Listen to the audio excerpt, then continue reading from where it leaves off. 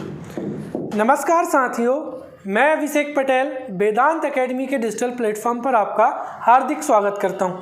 हम space technology के बारे में पढ़ रहे थे और पिछले 4 पार्ट्स में मैंने आपको बेसिक शब्दावली, लॉन्च व्हीकल तथा प्रमुख ऑर्गेनाइजेशन के बारे में बताया था। आज हम इनसे संबंधित महत्वपूर्ण प्रश्नों के बारे में चर्चा करेंगे। तो हम स्पेस टेक्नोलॉजी के क्वेश्चंस के बारे में चर्चा करेंगे। तो पहला प्रश्न है, निम्नलिखित में से किसने या निम्नलिखित में से किसे इसरो का वर्क हॉर्स कहा जाता है? ऑप्शन है SLV, PSLV, GSLV या नाइके एपोस। तो यहाँ पर देखिए, जो SLV है, SLV इसरो के द्वारा विकसित किया गया पहला लॉन्च व्हीकल था। दूसरा PSLV और तीसरा हो जाएगा GSLV। और मैंने आपको बताया था कि जो GSLV है, GSLV मार्क 3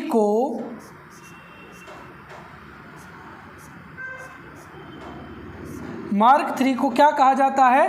बाहुबली कहा जाता है, बाहुबली। ठीक है। फिर नाइक अपाचे इसको साउंडिंग रॉकेट भी कहते हैं, साउंडिंग रॉकेट। ठीक है। और ये क्या हो जाएगा? इसरो के द्वारा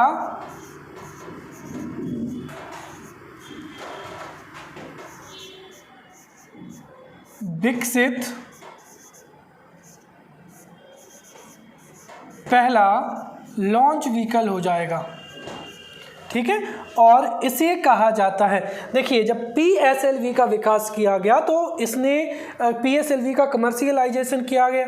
PSLV ने भारत तथा दुनिया के कई सैटेलाइट को लॉन्च किया है और इसी खूबी के कारण इसको क्या कहा जाता है?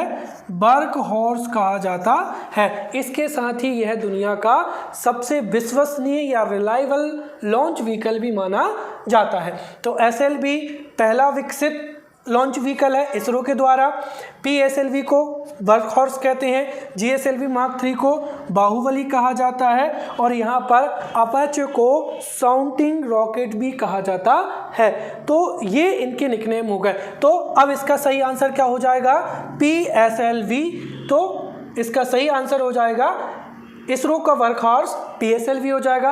अब दूसरे क्वेश्चन के बारे में बात करते हैं हम यहाँ पर। यदि किसी उपग्रह को लियो कक्षा में स्थापित किया जाए तो उपग्रह को कितनी ऊंचाई पर स्थापित किया जाएगा? आपके ऑप्शंस हैं 5000 से 15000 किलोमीटर के बीच में, ऑप्शन बी 2000 से लेकर 36000 किलोमीटर के बीच में, फिर 36000 किलोमीटर से अधिक कक्षा, और डी हो जाएगा 150 से लेकर 1500 किलोमीटर के बीच में। अब इस प्रश्न में आप इसे समझिए। देखिए, मैंने आपको बताया था लियो का अर्थात होता है लो अर्थ ऑर्बिट। देखिए, पृथ्वी से ऊंचाई की दूरी के आधार पर मैंने आपको कक्षाएं बताई थी, जिसमें सबसे पहली कक्षा कौन सी हो जाएगी? लियो हो जाएगी, फिर म्यू हो जाएगी, फिर जियो हो जाएगी, फिर हाई अर्थ ऑर्बिट हो जाएगी। तो यदि कोई उपग्रह पृथ्वी के ऊपर 150 से लेकर 1500 किलोमीटर के बीच में अवस्थित है तो उसकी कक्षा होगी लियो कक्षा होगी। उसकी कक्षा कौन सी होगी? लियो कक्षा होगी। तो ये लियो ऑर्बिट हो जाएगी। फिर अगर कोई उपग्रह 36000 किलोमीटर से अधिक है तो उसकी कक्षा हो जाएगी हाई अर्थ ऑर्बिट। और अगर 36000 किलोमीटर के बीच में, अब देखिए यहाँ पर 20000 से 36000 किलोमीटर के बीच में है या लगभग वो 36000 किलोमीटर की ऊंचाई पर है, तो उस कक्षा को कहा जाएगा जियो स्टेशनरी अर्थ ऑर्बिट। और 5000 से 15000 किलोमीटर के बीच में जो कक्षा है उसका नाम हो जाएगा यहाँ पर मीडियम अर्थ ऑर्बिट। ध्यान रखना, यहाँ पर खास विशेषकर 5000 से 12000 के बीच में जो कक्षा अवस्थित होती है उसको मीडियम अर्थ ऑर्बिट 36000 की ऊंचाई पर, जियो स्टेशनरी ऑर्बिट 36000 से ज़्यादा, हाई अर्थ ऑर्बिट एवं 150 से लेकर 1500 किलोमीटर के बीच में जो कक्षा अवस्थित होती है उसको लो अर्थ ऑर्बिट के नाम से जाना जाता है। तो अब प्रश्न में क्या पूछा गया है कि अगर कोई उपग्रह लियो कक्षा में उपस्थित है तो उसको 150 से लेकर 1500 किलोमीटर के बीच में उपग्रह को स्थापित किया जाएगा। राइट, अब अगली कक्षा की अगले प्रश्न की ओर चलते हैं। तो प्रश्न नंबर 3 हो जाएगा, निम्नलिखित में से कहाँ द्रव प्रणाली केंद्र की इकाई नहीं है? Option A Thiruvananthapuram, option B Hassan Karnataka, option C Bengaluru, option D Mahendragiri.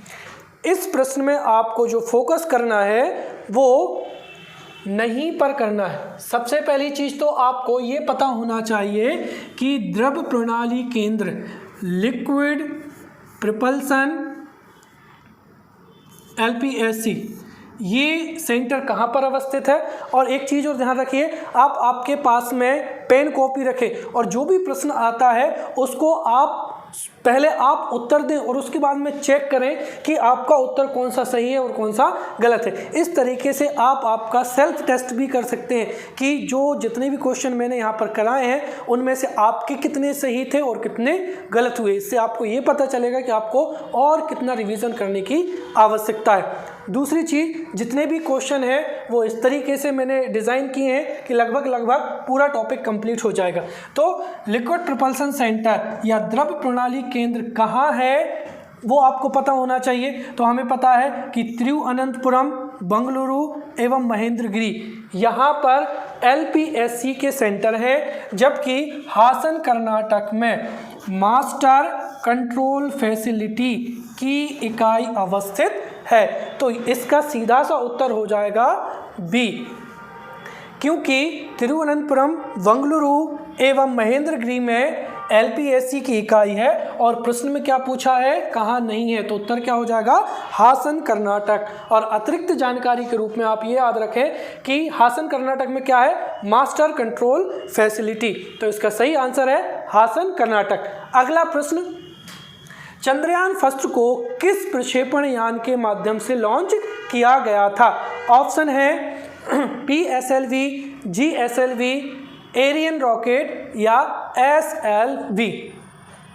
Right, अब इस तरीके के प्रश्नों में आप थोड़ा कॉमन सेंस का इस्तेमाल भी करें। देखिए, SLV भारत का इसरो के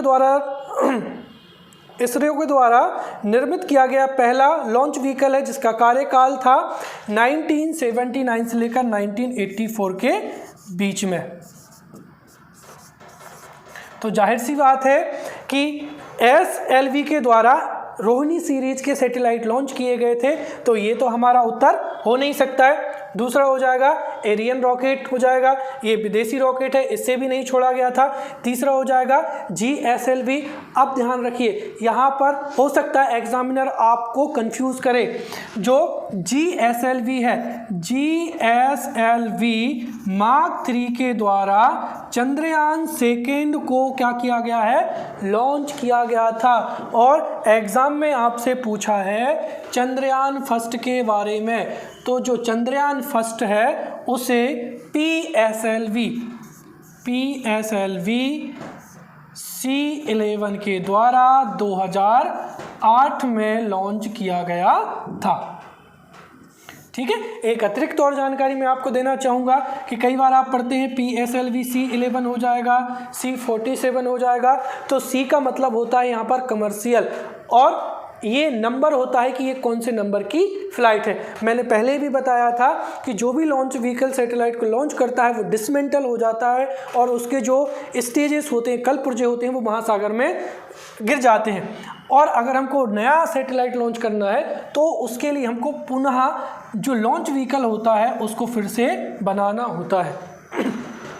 तो यहाँ पर जो 11वीं फ्लाइट थी PSLV की, उसके माध्यम से 2008 में चंद्रयान फर्स्ट को लॉन्च किया गया था। तो इस प्रश्न का जो सही उत्तर है वो क्या हो जाएगा, PSLV। अब अगले प्रश्न, SLV में कुल कितने चरण थे? ऑप्शन 2, 4, 5 और 6। इसका सही उत्तर आप गैस करिए क्या हो सकता है, जो मैंने आपको पिछली कक्षा में बताया था। देखिए यहाँ पर जो 4 चरण थे वो किस में थे, जो पहला लॉन्च व्हीकल था SLV, और यहाँ पर पूछा किसके बारे में गया है, SLV के बारे में पूछा गया है, तो यही हमारा उत्तर है। बाकी का जो 5 चरण थे वो किस में हो गए थे, ASLV में। ठीक है, तो SLV में 4 थे, ASLV में हमने बूस्टर लगा के उसके चरण कर दिए थे 5, फिर PSLV में पुनः 4 चरण हो गए थे, GSLV के जो चरण थे उनकी संख्या कितनी थी, 3 थी। तो यहाँ पर SLV में कुल कितने चरण थे, 4। दूसरी चीज़ ये याद रखें कि जो इसके चारों चरण थे वो ठोस थे जिसमें HTPB का प्रयोग किया गया था, तो इसका सही उत्तर होगा 4। अगला प्रश्न, निम्नलिखित में से किस प्रक्षेपण यान में क्रायोजेनिक इंजन का प्रयोग किया गया है। ऑप्शन PSLV, GSLV, ASLV या नाइके एपोस या नाइके अपाचे। तो सबसे पहले तो आपको ये पता होना चाहिए कि क्रायोजेनिक तकनीक क्या होती है। चलिए, अगर आपको पता है तो बहुत अच्छी बात है, बाकी मैं बताना चाहूँगा कि ऐसी तकनीक जो कम तापमान पर या अति निम्न तापमान पर कार्य करती है उसको क्रायोजेनिक तकनीक के नाम से जाना जाता है। और जो क्रायोजेनिक तकनीक है वह लेटेस्ट तकनीक है, तो सीधी सी बात है जो लॉन्च व्हीकल वर्तमान में कार्यरत है उसमें ही क्रायोजेनिक तकनीक का प्रयोग किया गया होगा। तो इसका जो भी उत्तर है हम उसमें देखते हैं। नाइके एपोचे, इसमें प्रणोदक के रूप में ठोस प्रणोदक अर्थात HTPV का प्रयोग किया गया था। फिर SLV में भी जो ठोस प्रणोदक था उसका प्रयोग किया गया था। PSLV में भी ठोस और द्रव प्रपल्सन, सॉलिड प्रपल्सन एवं लिक्विड प्रपल्सन का प्रयोग किया गया था। बाकी GSLV पहला लॉन्च व्हीकल था जिसमें क्रायोजेनिक तकनीक का प्रयोग किया गया था। आपको ये भी पता हो कि क्रायोजेनिक जो तकनीक होती है, ये सही उत्तर हो जाएगा। तो क्रायोजेनिक जो इंजन था उसका GSLV में प्रयोग किया गया था। GSLV में कुल 3 चरण थे जिसमें पहले चरण में ठोस था, दूसरे चरण में क्या था, द्रव था या द्रव प्रणोदक था, और तीसरे में क्या था, क्रायोजेनिक इंजन था। ठीक है, तो इससे आपको सही उत्तर प्राप्त होता है, वो हो जाएगा GSLV। तो यहाँ पर क्रायोजेनिक तकनीक का जो प्रयोग किया गया था वो GSLV में किया गया था। अगला प्रश्न, भू स्थिर एवं भू तुल्यकालिक कक्षा में उपग्रह को स्थापित करने के लिए किस प्रक्षेपण यान का प्रयोग किया जाता है। ध्यान रखिए यहाँ पर ये थोड़ा गलत लिखा हुआ है, ये प्रशिक्षण यान नहीं है, दरअसल ये क्या है, प्रक्षेपण यान है। किस प्रक्षेपण यान,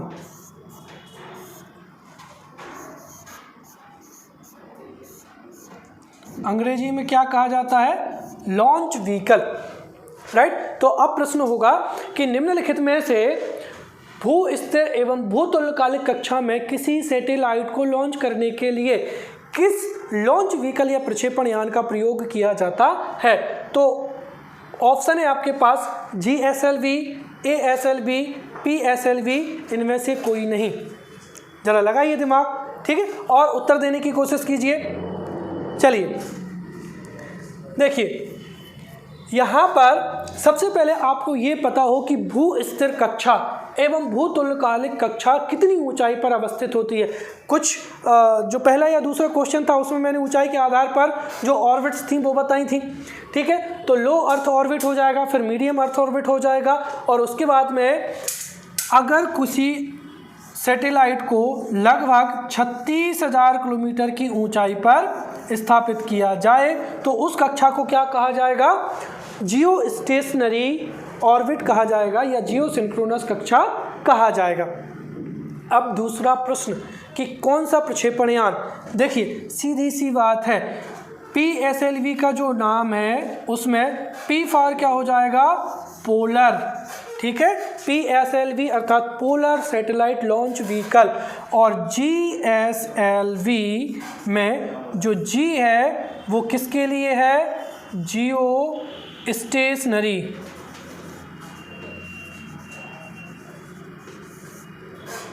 ठीक है। जियो स्टेशनरी का ही अर्थ क्या होता है? भूतुल्यकालिक या भू स्थिर कक्षा। तो इससे आपको या इससे आप समझ पाए होंगे कि इनमें से सही उत्तर कौन सा होता है, ठीक है। तो PSLV का जो प्रयोग है वो हम ध्रुवीय कक्षा में सैटेलाइट को लॉन्च करने के लिए करते हैं, ठीक है। फिर SLV जो हो जाएगी लो अर्थ ऑर्बिट के लिए, और GSLV का प्रयोग किया जाता है भू स्थिर एवं भू तुल्यकालिक कक्षा में सैटेलाइट को लॉन्च करने के लिए प्रयोग किया जाता है। तो इससे या इस प्रश्न का सही उत्तर होगा GSLV। अब अगला प्रश्न डिस्कस करते हैं। देखिए, भारत में RLV का परीक्षण कब किया गया था? ये एक फैक्चुअल क्वेश्चन है, इसमें से 2011 में नहीं किया गया था। इसका जो सही उत्तर है वो क्या हो जाएगा यहाँ पर? 2016। तो भारत में RLV का प्रयोग 2016 में किया गया था। RLV का फुल फॉर्म क्या होता है? Reusable launch vehicle, reusable launch vehicle अर्थात ऐसा लॉन्च व्हीकल जिसको हम बार बार उपयोग में ला सकते हैं। तो RLV तकनीक के विकास में अभी कार्य चल रहा है, और R फॉर क्या हो जाएगा यहाँ पर? रीयूजेबल, ठीक है। और ये जो तकनीक है ये अभी विकासशील है, और इसका जो परीक्षण था वो कब किया गया था? 2016 में किया गया था। तो RLV का परीक्षण 2016 में किया गया। अगला प्रश्न देखिए, अंतरिक्ष की यात्रा करने वाली पहली महिला यात्री कौन है? Option Yuri Gagarin, Valentina Tereshkova, C Kalpana Chawla, D Sunita Williams. अब देखिए, कई बार एग्जाम्स में लॉलीपॉप क्वेश्चन आते हैं जिनको देखकर ही आप कई बार कंफ्यूज भी हो सकते हैं। अब इन क्वेश्चन में जल्दबाजी नहीं करना है, आपको देखना है कि किसके बारे में पूछा है, पुरुष है कि महिला। आप मेरा इशारा समझ गए होंगे कि जैसे उदाहरण के तौर पर यूरी गागरिन, तो यूरो गागरिन पहले व्यक्ति हैं जिन्होंने अंतरिक्ष की यात्रा की थी। तो ये प्रथम अंतरिक्ष यात्री हैं, राइट। तो यूरी गागरिन जो कि रसिया से हैं, ये प्रथम अंतरिक्ष यात्री हैं। दूसरी चीज, वैलेंटीना तेरेस्कोवा, ये भी प्रथम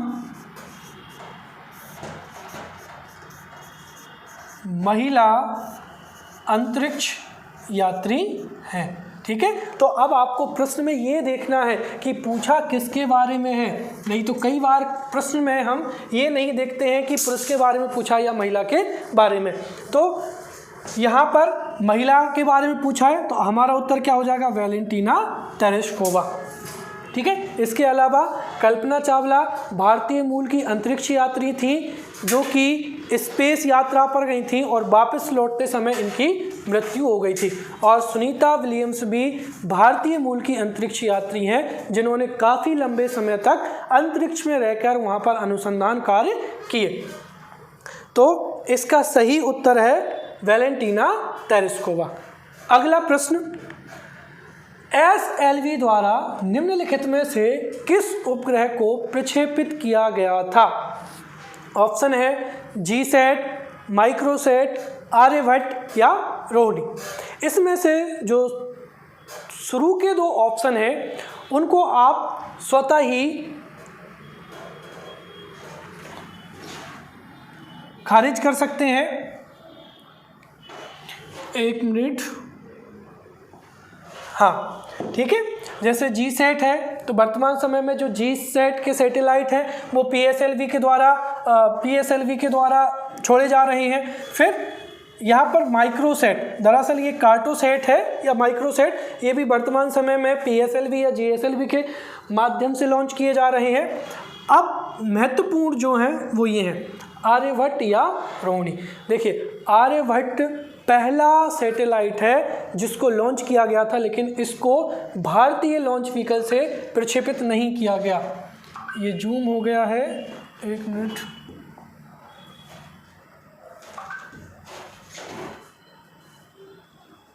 हाँ ठीक है, तो आर्यभट्ट पहला सैटेलाइट है परंतु इसे भारतीय लॉन्च व्हीकल के माध्यम से लॉन्च नहीं किया गया था। इसका सही उत्तर होगा रोहिणी।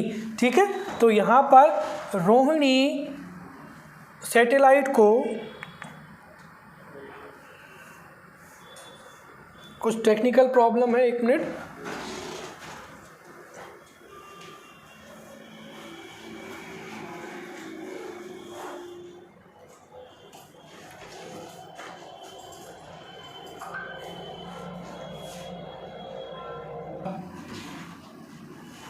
चलिए, तो इसका सही उत्तर हो जाएगा Rohini.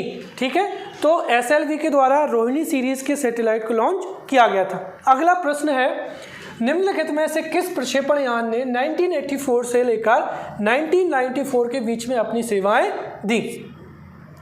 Option PSLV, GSLV, ASLV और एसएलवी। अब आप यहाँ पर विकास क्रम को याद रखें। तो देखिए पीएसएलवी और जीएसएलवी ये दोनों 1994 से वर्तमान समय तक कार्यरत है। तो हमारा उत्तर या तो एसएलवी होगा या एएसएलवी होगा। ठीक है, तो एएसएलवी ने 1979 से लेकर 1984 के बीच में सेवाएं दी हैं और एएसएलवी ने 1984 से 1994 के बीच में सेवाएं दी हैं, जो कि हमारे प्रश्न का उत्तर है। तो यहाँ पर 1979 से 1984 से 1994 के बीच में एएसएलवी ने अपनी सेवाएं दी।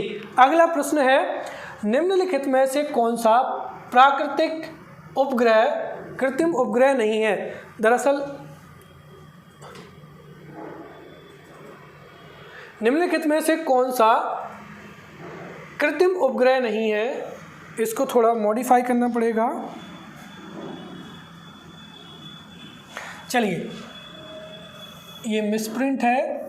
चलिए प्रश्न को आप पढ़िए। आप निम्नलिखित में से कौन सा कृत्रिम उपग्रह नहीं है? ऑप्शन है भास्कर, रोहिणी, गैनीमीड, इनमें से कोई नहीं। फैक्चुअल क्वेश्चन है। भास्कर और रोहिणी भारत के द्वारा विकसित किए गए सैटेलाइट हैं, जबकि गैनीमीड ये बृहस्पति का प्राकृतिक उपग्रह है। तो हमको पूछा है कृत्रिम उपग्रह नहीं है, तो वो क्या हो जाएगा? गैनीमीड, जो कि एक प्राकृतिक उपग्रह है। तो हमारा सही उत्तर है सी।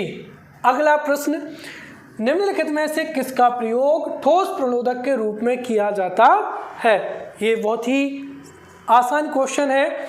एसटीपीपी का प्रयोग ही ठोस प्रणोदक के रूप में किया जाता है, जबकि यूडीएमएच, यूएमएच और लिक्विफाइड हाइड्रोजन, इन सब का प्रयोग किसमें किया जाता है?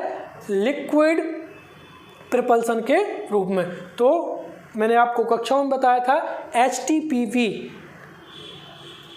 एचटीपीवी का प्रयोग ही ठोस प्रणोदक के रूप में किया जाता है।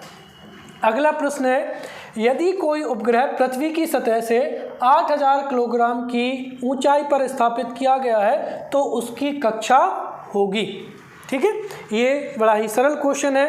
अगर 150 से 300 के बीच में है, 150 से लेकर 1500 के बीच में है तो लियो कक्षा होगी। 36,000 की ऊंचाई पर है तो जीओ कक्षा होगी। और अगर 5000 से लेकर 12000 किलोमीटर के बीच में है तो कौन सी कक्षा होगी? मीडियम अर्थ ऑर्बिट होगी, जो कि इस प्रश्न का सही उत्तर होगा। तो ऑप्शन बी। अगला प्रश्न है, निम्नलिखित में से किस प्रक्षेपण यान के माध्यम से 8000 किलोग्राम तक का उपग्रह को लियो कक्षा में स्थापित कर सकते हैं? आपके ऑप्शन है यहाँ पर PSLV, GSLV, SLV, इनमें से कोई नहीं। तो देखिए यहाँ पर SLV का जो पेलोड कैपेसिटी थी वो 40 किलोग्राम 400 किलोमीटर की ऊंचाई पर, PSLV की जो वर्तमान की जो है पेलोड कैपेसिटी वो है 5000 किलोग्राम, ठीक है। और GSLV की जो वर्तमान की जो कैपेसिटी है वो है 8000 किलोग्राम। इसके साथ ही आप एक चीज़ और याद रखें, ASLV की जो थी वो कितनी थी, 150 किलोग्राम। तो इस तरीके से ये फैक्चुअल चीज़ें आपको पता होना ही चाहिए। तो इसका सही उत्तर है क्या हो जाएगा, GSLV।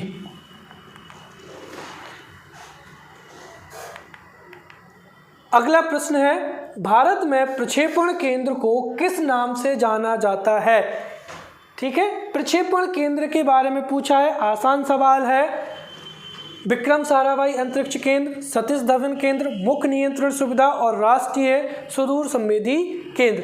तो इसका सही उत्तर होगा सतीश धवन केंद्र। देखिए पहले प्रक्षेपण केंद्र को श्रीहरिकोटा अंतरिक्ष रेंज के रूप में जाना जाता था और बाद में इसका नाम क्या कर दिया है, सतीश धवन केंद्र। तो ये इसका सही उत्तर है। विक्रम साराभाई अंतरिक्ष केंद्र में लॉन्च व्हीकल को विकसित किया जाता है। मुख्य नियंत्रण जो सुविधा है वो हासन कर्नाटक में है, ठीक है। और प्रक्षेपण केंद्र जो है वो कहाँ पर है, सतीश धवन केंद्र के नाम से जाना जाता है। अगला प्रश्न है, विक्रम साराभाई अंतरिक्ष केंद्र निम्नलिखित में से किस हेतु जाना जाता है। कुछ समय पहले ही बताया है और आप गेस करें तो इसका सही उत्तर हो जाएगा प्रक्षेपण यान का विकास। ठीक है, प्रणोदक का विकास कहाँ पर किया जाता है, कर्नाटक, वो महेंद्रगिरी, तिरुवनंतपुरम। उपग्रह से संचार स्थापित करना, मास्टर कंट्रोल फैसिलिटी। तो इसका जो सही उत्तर है वो हो जाएगा यहाँ पर प्रक्षेपण यान का विकास। तो विक्रम साराभाई अंतरिक्ष केंद्र में प्रक्षेपण यान या लॉन्च व्हीकल को विकसित किया जाता है। अगला प्रश्न है, प्रारंभिक उड़ान के दौरान रॉकेट को अतिरिक्त शक्ति निम्नलिखित में से किसके द्वारा प्रदान की जाती है। तो इसका सरल आंसर है क्या हो जाएगा, बूस्टर। अगला प्रश्न है, भास्कर द्वितीय उपग्रह को कब प्रक्षेपित किया गया था। देखिए भारत के जो प्रमुख सैटेलाइट हैं या जो पहले सैटेलाइट हैं उनके बारे में आपको पता होना चाहिए। जैसे आर्यभट्ट है, आर्यभट्ट पहला सैटेलाइट था जिसको 1975 में प्रक्षेपित किया गया था। फिर उसके बाद में भास्कर फर्स्ट था, उसको 1979 में, और भास्कर द्वितीय उसको 1981 में लॉन्च किया गया था। ठीक है, तो यहाँ पर सही उत्तर होगा भास्कर द्वितीय को 1981 में लॉन्च किया गया था, आर्यभट्ट को 1975 में और भास्कर फर्स्ट को 1979 में और भास्कर द्वितीय को 1981 में। अगला प्रश्न, अंतरिक्ष उपयोग केंद्र निम्नलिखित में से कहाँ अवस्थित है। एप्लीकेशन सेंटर कहाँ है, हैदराबाद में है कि हरिकोटा में है कि बंगलुरु में है कि अहमदाबाद में है। ठीक है, क्या होगा सही उत्तर, अहमदाबाद। ठीक है, तो अंतरिक्ष उपयोग केंद्र कहाँ पर है, अहमदाबाद में है। अगला प्रश्न, यदि कोई उपग्रह भूतुल्यकालिक कक्षा में पृथ्वी का परिक्रमण कर रहा है तो उसे पृथ्वी का एक चरण चक्कर लगाने में कितना समय लगेगा। ये मैंने बहुत ही अच्छे से बताया था, लगभग 2 घंटे, लगभग 6 घंटे, लगभग 24 घंटे, लगभग 24 दिन। ठीक है, तो जो सैटेलाइट जितनी दूरी पर अवस्थित होगा उसको उतना ही ज़्यादा समय लगेगा, राइट। तो यहाँ पर अगर कोई सैटेलाइट लो अर्थ ऑर्बिट में है तो उसको लगभग 2 घंटे लगते हैं, मीडियम अर्थ ऑर्बिट में है तो लगभग 6 घंटे लगते हैं, और अगर कोई सैटेलाइट कहाँ पर है, भूतुल्यकालिक कक्षा में है। देखिए यहाँ पर नाम से ही बताया गया भूतुल्यकालिक, कालिक का मतलब होगा काल, काल अर्थात समय, और तुल्य का मतलब बराबर, तो भू मतलब पृथ्वी, तो भूतुल्यकालिक पृथ्वी के समान जिसका परिक्रमण काल हो वही क्या होगा, भूतुल्यकालिक सैटेलाइट होगा। तो लगभग 24 घंटे इसका उत्तर होगा। समझ पाए, आगे बढ़ते हैं। निम्नलिखित में से किस प्रक्षेपण यान की मदद से गगनयान को संचालित किया जाएगा। ये तो बड़ा ही इजी क्वेश्चन है, कौन सा हो जाएगा? GSLV 3 मार्क 3 बाहुबली जिसको कहा जाता है। तो GSLV की मदद से गगनयान को लॉन्च किया जाएगा। अगला प्रश्न है, मुख्य नियंत्रण सुविधा केंद्र की इकाई कहाँ अवस्थित है?